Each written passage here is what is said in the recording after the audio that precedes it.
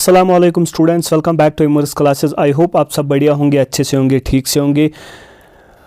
जैसे कि आपको मालूम था कल नीट का एग्ज़ामिनेशन था और आई होप आपका एग्ज़ामिनेशन अच्छा गया होगा। और अगर खुदा ना करे किसी भी वजह से आपका एग्ज़ाम अच्छा नहीं गया है तो कोई बात नहीं है, try again, you will succeed इंशाल्लाह। और अगर कुछ सर्कमस्टांसेस एंड कंडीशंस फेवर नहीं कर रहे हैं कि फिर से नीट की तैयारी करें, तो मैं आपको इतना ही कहता हूँ कि NEET is not the everything. NEET everything कुछ भी मतलब सब कुछ नहीं है। नीट ज़िंदगी का एक पार्ट है, तो आप मूव ऑन कर सकते हो। और भी बहुत सारे फील्ड्स हैं जिनमें आप जा सकते हो। और अगर आपके सर्कमस्टेंसेस कंडीशंस आपको फेवर कर रहे हैं तो मैं आपको बोलता हूँ फिर से एग्जामिनेशन की प्रिपरेशन करिए, ठीक है। मैं आपको बताता हूँ 400 वाला भी उतना काबिल होता है जितना 600 वाला काबिल होता है।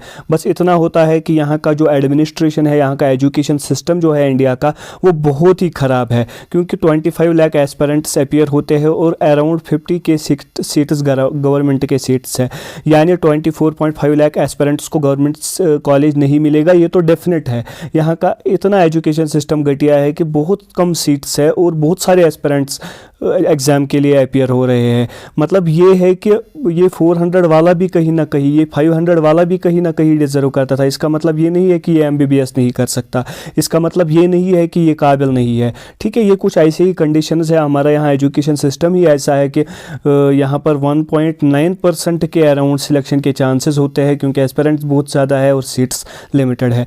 होप हम कर ही क्या सकते हैं, ठीक है। हम एडमिनिस्ट्रेशन या एजुकेशन सिस्टम को चेंज ही कैसे कर सकते हैं, हमारी तो मेहनत है। चलो, मेरी इतनी ही बात है आपके लिए कि कंडीशंस एंड सर्कमस्टेंसेस, घर का कंडीशन, फाइनेंशियल कंडीशन आपको फेवर कर रहा है तो फिर से कोशिश करिए बेटा, इंशाल्लाह आपका ठीक हो जाएगा आगे। और अगर घर के कंडीशन सर्कमस्टेंसेस नहीं कर रहे हैं आपको फेवर तो कोई बात नहीं, और भी बहुत सारे एग्जामिनेशंस है और भी बहुत सारे फील्ड्स है, आप उनमें जा सकते हो, कोई मसला नहीं है। चलो अभी वीडियो को हम स्टार्ट करते हैं। वीडियो की इंपॉर्टेंस क्या है मैं आपको बताता हूँ। मैंने ये वीडियो इसलिए बनाया कि मैं हर बार आपको NCERT पर क्यों जोर देता हूँ, ठीक है। NCERT पर इसलिए मैं फोकस कर रहा हूँ क्योंकि NCERT से ऑल क्वेश्चंस आ रहे हैं, whether it is physics, whether it is chemistry, whether it is biology. All 180 questions, मैं कहूँ पूरे 200 क्वेश्चन जो थे वो थे फ्रॉम NCERT, इनडायरेक्टली या directly from NCERT। I will show you how. एक क्वेश्चन में दिखाता हूँ, NCERT की इंपॉर्टेंस आपको वहाँ समझ आएगी, ठीक है। मैं इसलिए बार बार आपको कह रहा हूँ, अरे उतना मत कीजिए, PhD लेवल का मत पढ़िए, अपने ब्रेन को डस्टबिन मत बनाइए, बहुत सारे रेफरेंसेस नोट्स पढ़ के मत करिए खुद को कंफ्यूज। देखिए NCERT बाउंड ही रहिए, NCERT को ही पढ़िए, NCERT को ही समझिए, NCERT को ही बार बार पढ़िए। एक तो ये टाइम आपका बचाएगा और दूसरा आपके क्वेश्चंस भी सारे इधर से ही निकलेंगे। देखिए मैं आपको एक क्वेश्चन बताता हूँ यहाँ पर। ये मैच द क्वेश्चन आया था, मैच द फॉलोइंग ज़ूलॉजी में। अगर आप देखोगे Mesozoic area, Proterozoic area, Cenozoic area and Palaeozoic area, ये आप देखेंगे ये NCERT में है कहीं, ये आउट ऑफ NCERT है, आउट ऑफ सिलेबस है, क्या है। देखिए मैं बताता हूँ ये NCERT में कहाँ से है। बहुत सारे स्टूडेंट्स ने 12th के एवोल्यूशन चैप्टर में ये टेबल नहीं पढ़ा होगा। मैं आपको डेफिनेटली बोल रहा हूँ कि ये टेबल खास ही किसी ने पढ़ा होगा, 2-3% या 10% स्टूडेंट्स ने पढ़ा होगा। 90% स्टूडेंट, मैं खुद बता रहा हूँ, नहीं पढ़ा होगा, ना समझा होगा इसको। देखिए यहाँ लिखा है, ये देखिए मैं इसको जूम करता हूँ, यहाँ लिखा है पैलियोजोइक, मीजोजोइक, ठीक है, सीनोजोइक। इसमें लिखे हैं कौन कौन से ऑर्गेनिज्म्स आ रहे हैं, ठीक है। इसी टेबल से निकाला गया था ये क्वेश्चन। अगर आपने NCERT के इस टेबल को पढ़ा होता तो आपका ये क्वेश्चन बन जाता। इसीलिए मैं बार बार कहता हूँ कि NCERT का सब कुछ पढ़िए, चाहे NCERT की लाइनस है, चाहे NCERT की समरी है, चाहे NCERT के बॉक्सेस है, चाहे NCERT के ग्राफ्स है, चाहे NCERT के टेबल्स है, चाहे NCERT की डायग्राम है, चाहे NCERT के एग्जाम्पल्स है, चाहे NCERT के क्वेश्चंस है। बस इन्हीं को पढ़िए, इन्हीं को समझिए, आपके सारे 100% क्वेश्चन निकलेंगे और सॉल्व हो जाएंगे, ठीक है। इसलिए मैं बार बार कहता हूँ कि NCERT को ही कोर बनाइए, इधर उधर ना भटकिए, ठीक है। और दूसरा क्वेश्चन मैं दिखाता हूँ, ये वाला क्वेश्चन देखिए यहाँ पर था, इसको पहचानना। देखिए मैं यहाँ पर इस क्वेश्चन को क्यों हाईलाइट कर रहा हूँ।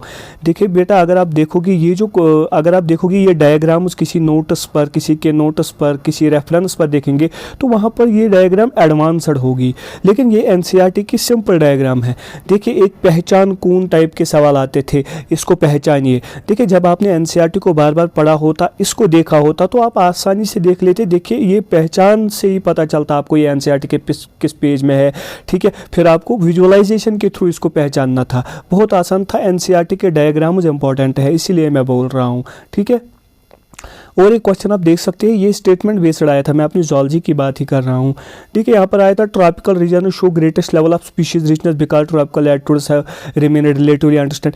इधर जो वर्डिंग है ना, वर्डिंग ये सीधे एनसीईआरटी की वर्डिंग है बेटा। क्या है? एनसीईआरटी की वर्डिंग।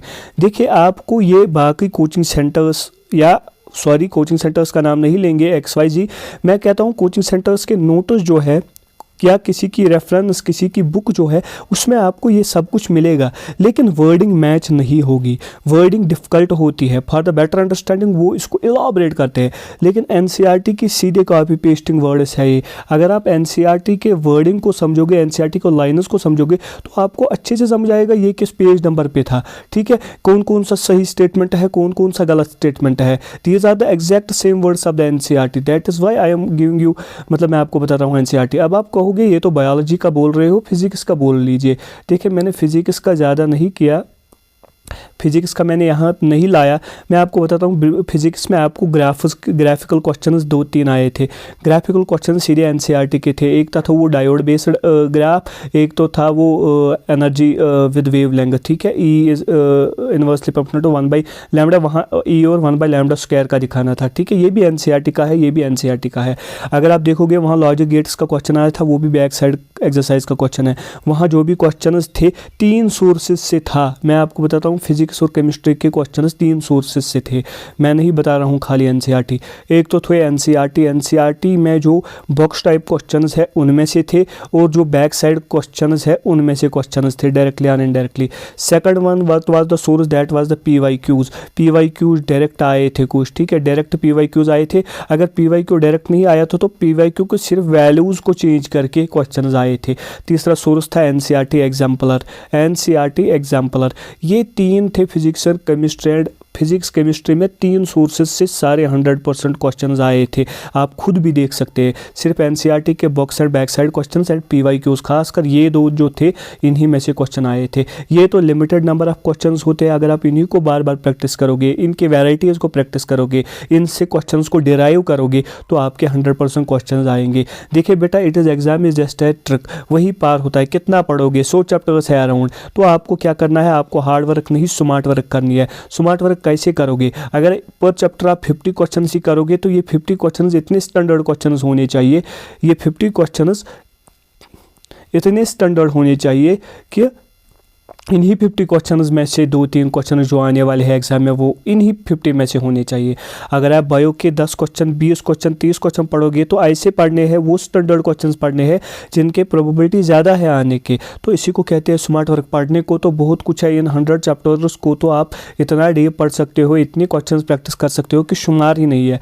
लेकिन आप क्या कीजिए, क्वेश्चन प्रैक्टिस बहुत सारी कीजिए, लेकिन कोर क्वेश्चन को ढूंढिए, लगभग 30 to 50 क्वेश्चन को ढूंढिए पर चैप्टर में, जिनको आपको लगता है कि प्रोबेबिलिटी ज़्यादा है, बहुत बार पूछे गए हैं ये क्वेश्चन, उनको मल्टीपल टाइम में ज़्यादा प्रैक्टिस कीजिए।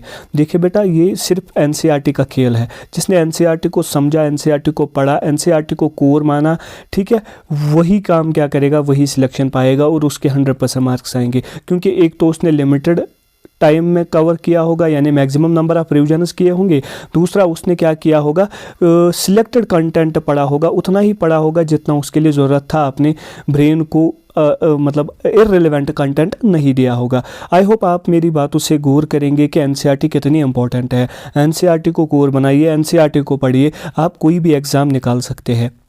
आई होप आपको ये वीडियो अच्छा लगा होगा, पसंद आया होगा।